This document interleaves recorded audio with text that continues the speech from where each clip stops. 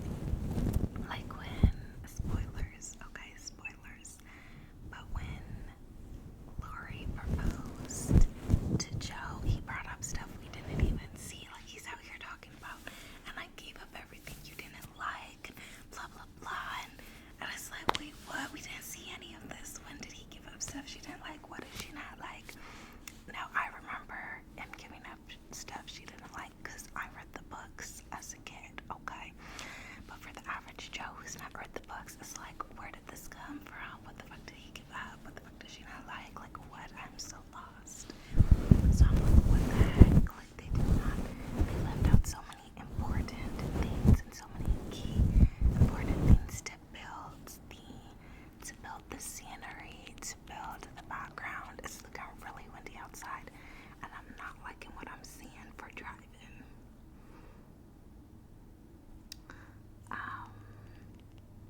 I'm gonna need the wind to chill out. Okay, the snow finally stopped like 2 days ago, and now it's like, what is this, a windstorm? Like,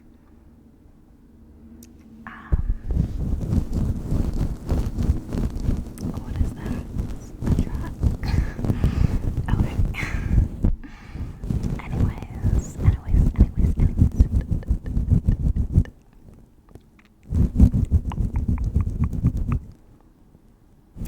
Thumbnail, question mark. Anyways, they left out like so much stuff, and they just did not build the storyline enough. So then you have this big moment where Lori proposes, and it's like, what? Like, we didn't even get to see their feelings build, or his feelings for her build, and the romance. And he's proposing, and she's like, no, don't say it. Like, she knows it's coming, and we, as the viewers, are like, I mean, I guess, yeah, we can see it coming because they're best friends, but where was the romance? Because we didn't see it. Like, we didn't see their storyline builds. Like, it just didn't make sense.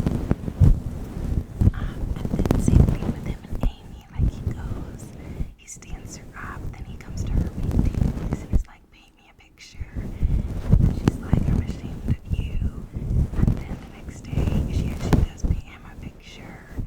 And he's like, he sees the other picture she painted, and he's like, what was this? And she's like, oh, on the beach when I met my soon-to-be fiance. And he's like, don't marry him.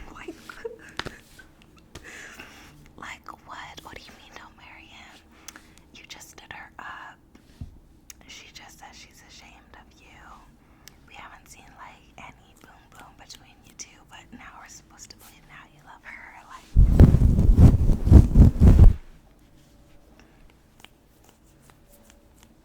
what? Make it make sense.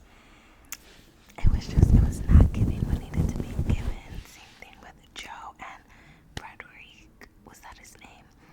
Like, she sees him kind of look shy. He tells her dress is on fire. He gives her like something, poems or whatever, writes her a little note. She shares her poems with him.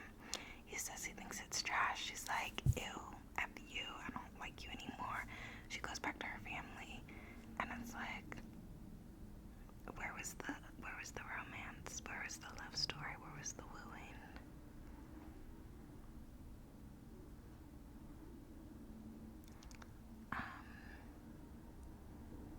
Like, what? Then he visits her family, so that gives a little something. But even then, she's like clueless. He's like, yeah, I don't really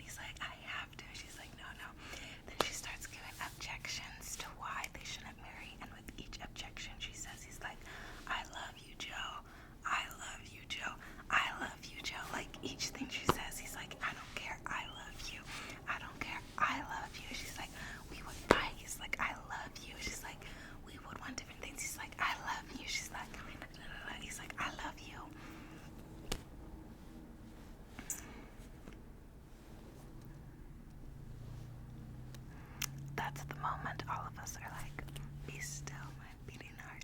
Because he's just like, I love you. I don't care. I love you. I love you. I love you. Like, it was just, it was so sad and so sweet and so sad since they did not, you know. But, yeah.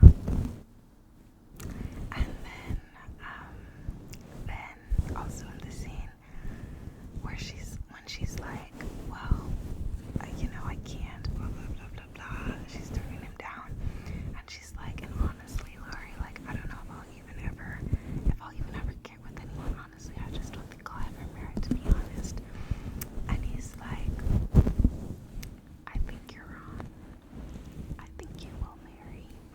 I think you'll find someone and fall in love, and I'll have to watch.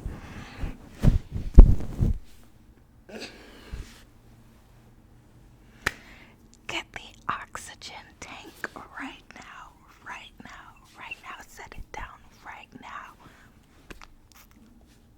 Time to resuscitate. That made watching the movie worth it, honestly. Like, I feel so conflicted because most of the movie was so dry, but then those couple of scenes like that had me like,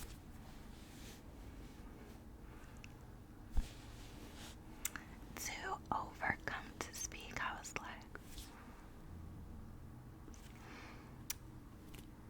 it was just so sad. It was like, because that's the way it always goes. It always goes like that.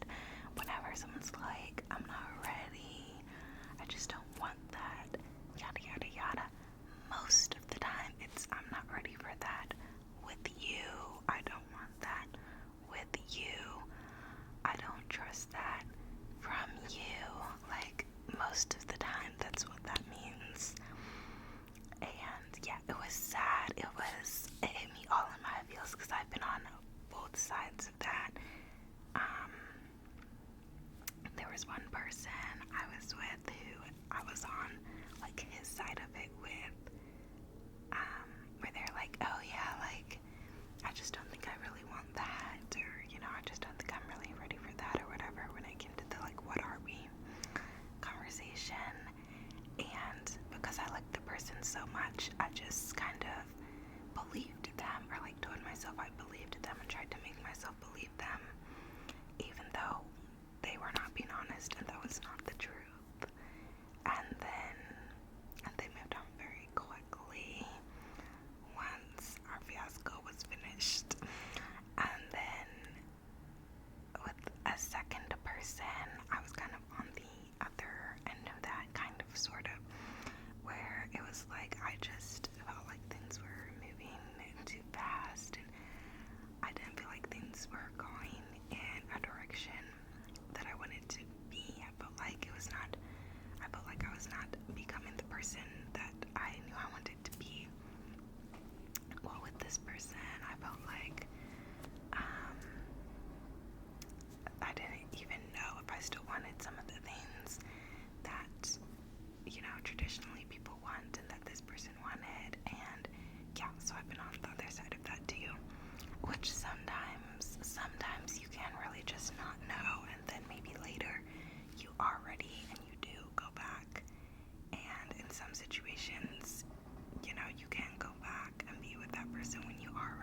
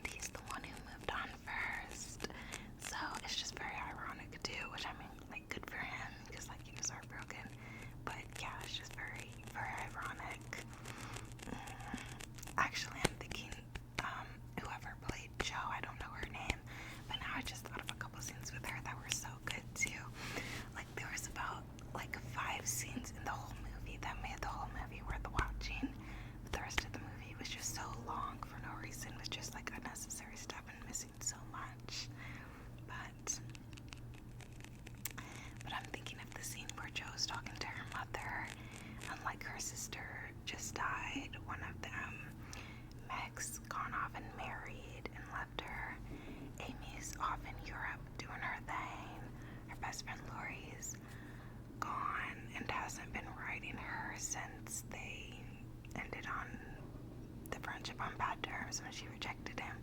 So she's all alone, chilling with her mom, feeling restless. And she's telling her mom, you know, maybe I was wrong in turning down Lori. Maybe I turned him down too quick. Maybe, you know, I don't know, I was always content with my family, with my sisters, but now they're gone and I just feel so restless. And I think I could make it work. I think if you asked me today, I'd say yes. And her mom's like, but do you love him? And she's like, I think I care more to be loved than to love.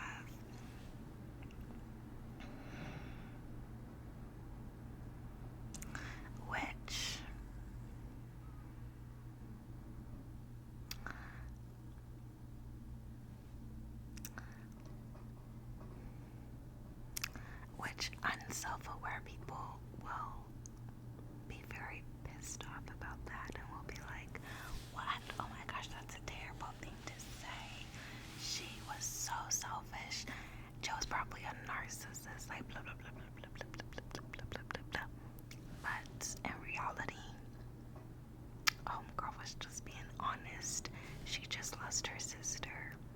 Her other sisters are gone. She's alone. She's mourning. She's grieving. She's already loved and lost someone, and losing her sister.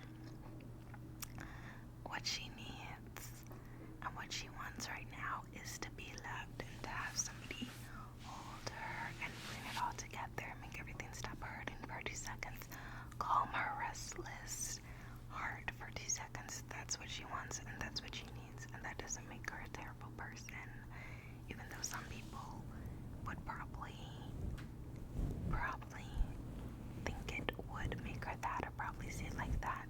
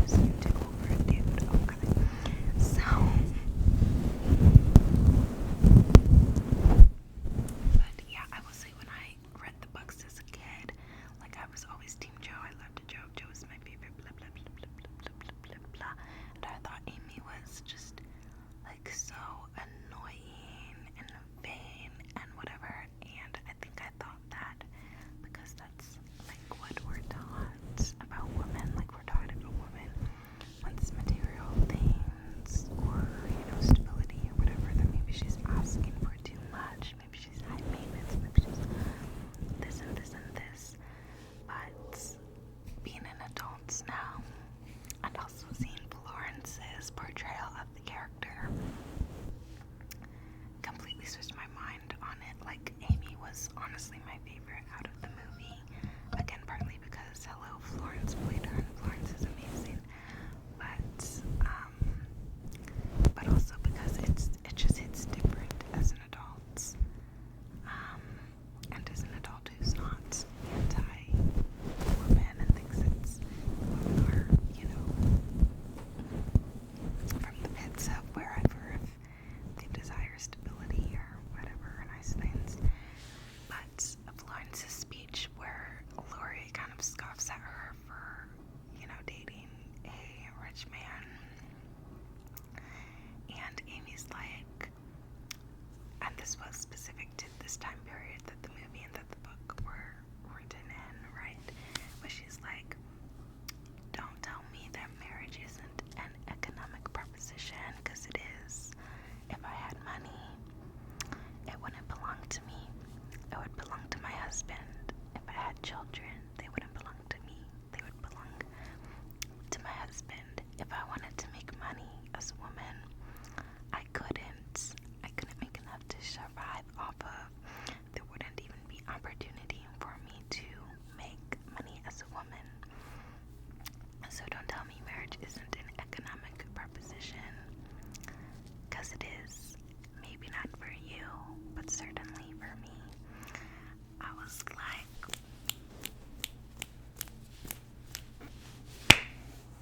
like, you tell him, Florence, because Laurie's over there with all the money and is a man who can make his own money in that time period, and not affect a thing. Florence is over there wanting to paint, can't really make money, as Amy, can't really make money, and during that time period, she's right, the children would belong to the father, they would be the father's kids, etc. So it was just very on point. It's like, all right, Amy, like, you tell him, you got it, girl. And also when their like rich aunt sits Amy down and she's like, listen, your older sister married like a poor man. She can barely take care of her 2 children. She's not gonna be able to take care of anybody else in the family or your parents. Your parents chose a poor life. One of y'all is gonna need to take care of them when they're old. Joe's off doing the acting and writing thing. She's not gonna be able to take care of anybody but herself, child. Beth is a goner, so that leaves you. You need to be able to take care of your family. You're the one who's gonna need to be able to take care of your parents in their old age and basically hold the family together when your sister is on hard times with her husband who's poor, and when all this happens, you're the one that the family will be counting on. So you need to marry rich. That's a lot of pressure to put on a little girly. So, and when you look at it that way, her marrying rich was a burden of its own in its own right. So, luckily she got love with the marriage and didn't end up marrying someone just for money. After all, she married Laurie, who was rich, but who she also loved since she was a kid. So luckily it worked out for her, and she kind of got the best of both worlds in the end. But her wanting a rich marriage was not some selfish act, entirely selfish act at all. She also wanted to be able to take care of her family and knew that no one else in her family had planned out or worked out a way to be able to take care of each other in their economic states. So when you look at it that way and you factor all that in, it's like, dang, girly. So, oops. Oopsies. Not round 2. Oh my gosh. Hello. Sorry about that.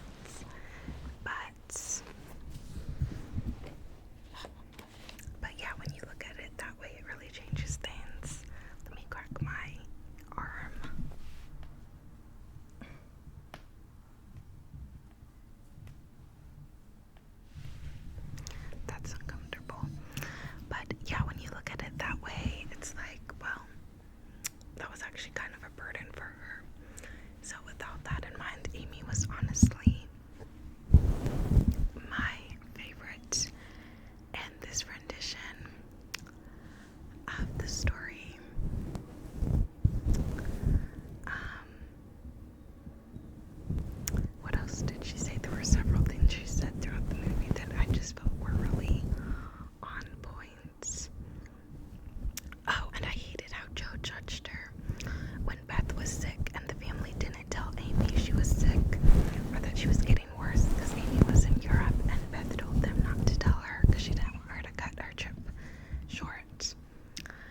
wasn't their decision to make. They should have let Amy know so she could come and see her sister and not regret not seeing her.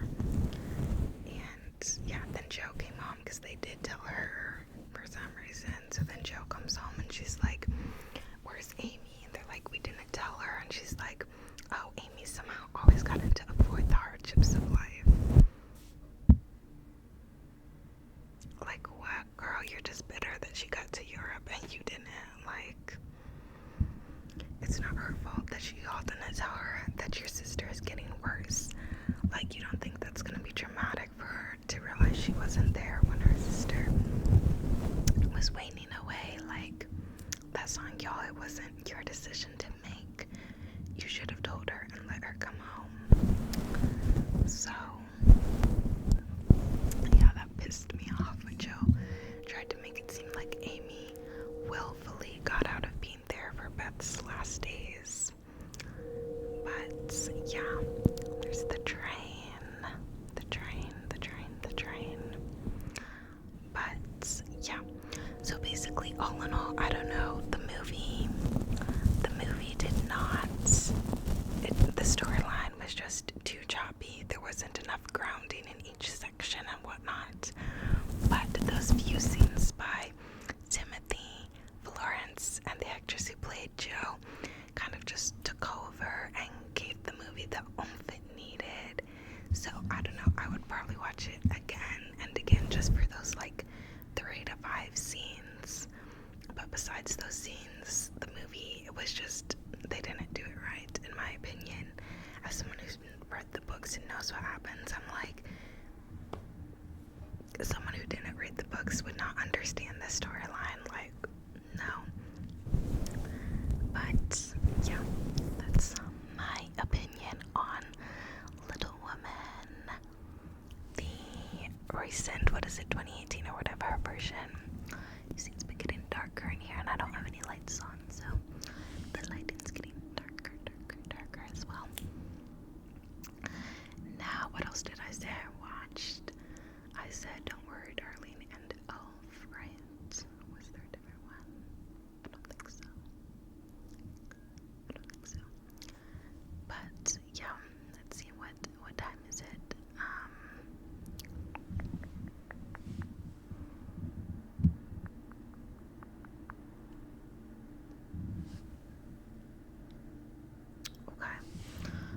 But Don't Worry, Darling, also with the Florence and with Harold Styles, and I say it like that because of his character in the movie.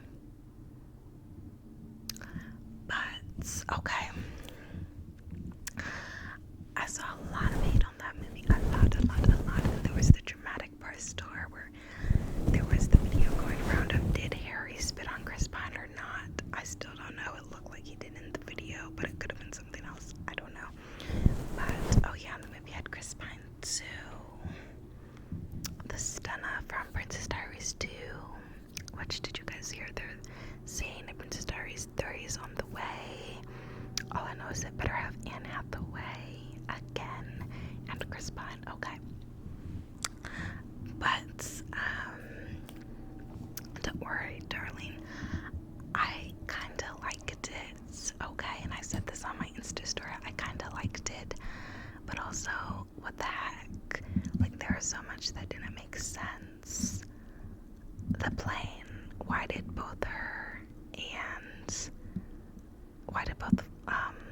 what was Florence's character's name? I can't even remember their names. Why did both the Florence and the girl before her see the plane if it wasn't real? Like, if they were all just having glitches in the thing, spoiler alerts, by the way, okay? But if they were all just having, like, glitches in the, alternative reality, whatever, like, was it the same glitch for everyone? Like, was it like an app bug or something? Is that why they both saw the plane? What was the significance of the plane? Why was it a plane? Wouldn't it be a different thing for each person? Like, this person's mind telling them that they're in a thing would make it be a plane, and this person's mind telling them it was a thing would make it be a, I don't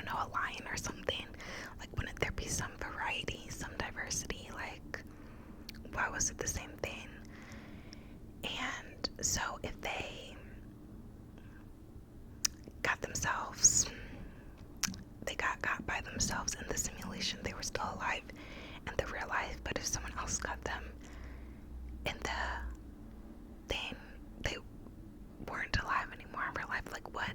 Like the girl they said was fine. They said they put her together unless they were lying after she offed herself. But then when Florence got Harry's character in the simulation, then he was dead in the real world. Like that didn't really make sense. And yeah, didn't really make sense. Why did Chris Pine's character tell her, oh, I'm so sorry, girlie didn't believe you? Like, since it was like a VR, virtual reality, could he just like see everything that was happening in the game against like throughout realities, or did the girl tell him? Like, how did he know? Also, why did he say, you fascinate me? Like, how? Why? We saw no scenes of them together, basically. Like, how did she fascinate you? Like, what? Is it because you walked in on her having with Harry? Like, because you saw her enjoying herself? Like, what fascinated you?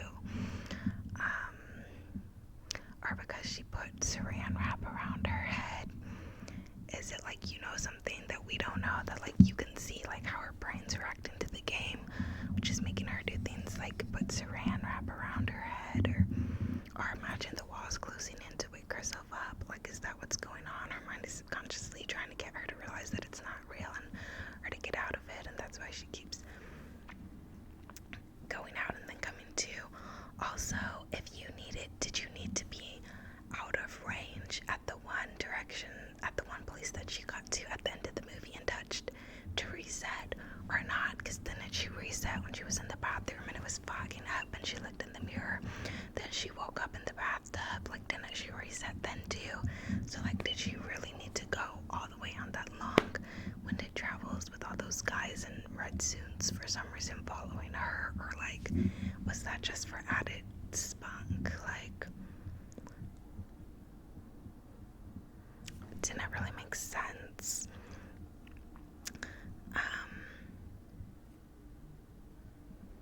Yeah, so like the majority of the movie didn't really make sense. Like, it had potential to be a really good storyline, and her and Chris Pine's chemistry was so good. So if they actually had scenes together, they could have done a lot there. If they actually gave a reason for him to be fascinated by her, they could have done a lot there. But it was just like, he said, oh, I'm fascinated by you. Then 2 seconds later says, see ya, good luck. You got a death wish, obviously.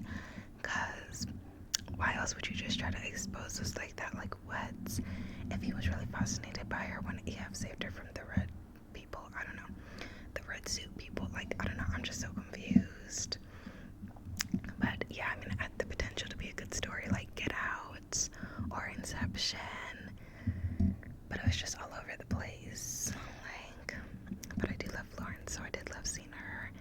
And I don't know, it was so scary with when you see what Harry's character did, and like, that was terrifying. And then I heard someone point out that like the beginning scene of them having their moment on the table, which that kind of pissed me off, because she could call that food and now you just have it on the floor. Now knowing that it was all not real makes sense, because it's like, okay, like, it's not real food, like they're not gonna eat it.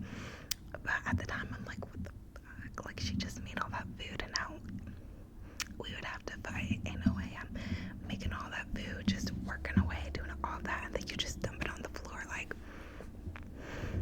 let's fight. But yeah, but somebody pointed out that like what was going on there? Like, if it wasn't real, then like, was he actually doing that in the real world? Which is, you know, hello, disgusting. Or was it like they were just doing it in the game? Either way, she wasn't aware of what was going on, so either way, not okay. But how it worked, like what was going on in the VR, how it's connected with the real world. Also, I don't understand, like, what was he doing in the real world? Like, was it really worth it for him to work all day in the real world and then come back and take care of his significant other who's unconscious, and then go into the game and have like a few hours of pretend where he's on the top of the world? Like, what? Like, do you really need your ego stroked that badly? Like, are you insane? When they get tired of that? Like, that didn't really make sense either. But yeah, Florence was great. Her and Chris Pine's chemistry was great. Also, what the heck?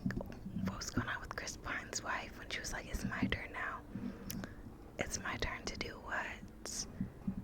To take over the virtual reality or to get out?" Because it seemed like you were in on it. Like, I'm confused. So, the movie was just a mess, honestly. But love to see Florence again, and yeah, there were some aesthetic scenes. But yeah, also, what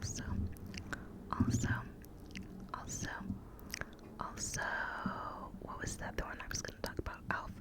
Was there another movie I was gonna talk about, like a non-Christmas movie that I saw recently? Let me think. Little Woman, Don't Worry, Darling, I Got Catch Me If You Can, and Pride and Prejudice off Prime Video. I don't think so. I'm gonna do rewatch some like 80s movies, like Pretty in Pink, 16 Candles, but you had to pay for those too, and I was like, I'm not doing that right now, child. But okay, but Elf, let's talk about it. I used to watch Elf so much as a kid. I would watch it every year. I loved it. That and The Polar Express, which I'm gonna watch next, probably tonight, honestly, to get in my Christmas spirits, because it has been snowing last week and this week, and it's been cold. Cold, child. But yes, Elf, I loved it as a kid. Then I stopped watching it at some point because it was just too much, or I had just watched it like too much. It was starting to be like I knew everything that came next, and I was just kind of over it. So then I didn't watch it for a handful of years. Now I watched it again for the first time in a good few years last night, and I was like crying, laughing. You guys, it's so funny. It was the perfect movie to start my Christmas watch list off. Like, it's so funny when he's in the mailroom and he's doing his dance, when he gets drunk for the first time. Even the moments that weren't supposed to be funny were funny. Like when the park rangers come and it's this big, like, the the lighting turns dark and the wind is blowing in the horse's hair, like in Lord of the Rings. Like with the Ghost Riders, and Santa Claus is like, oh no, it's and Santa Claus is like, oh no, it's the Central Park Rangers. It's so funny. It's like, what?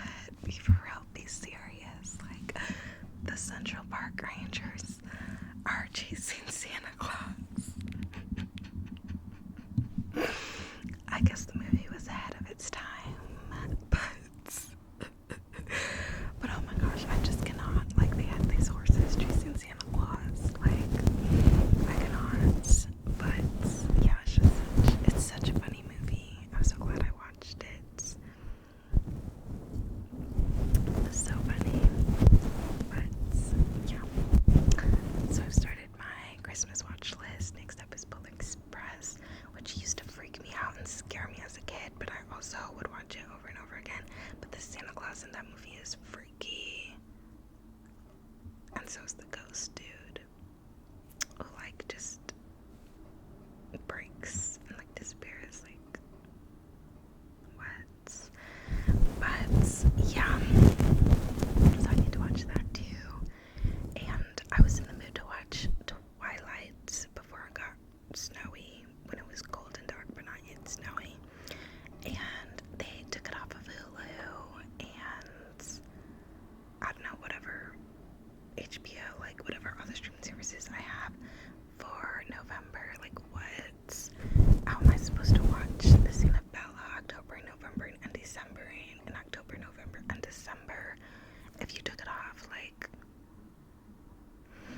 So it is still, the like payable version is still up, or it's as the payable version up now, either on Prime or Hulu or both.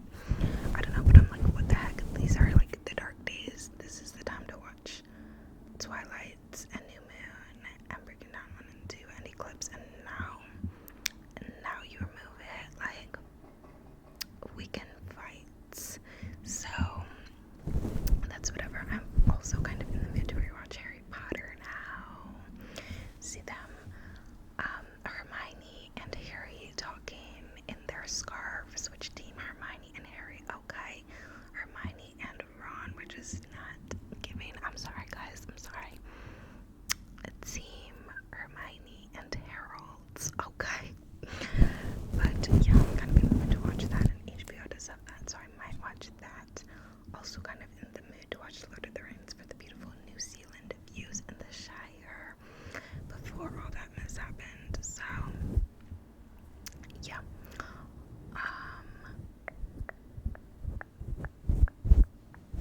But yeah, it's, I guess, like what I've been watching. Yeah, that's like what I've been watching and what I want to watch. And yeah, this has been a very long video.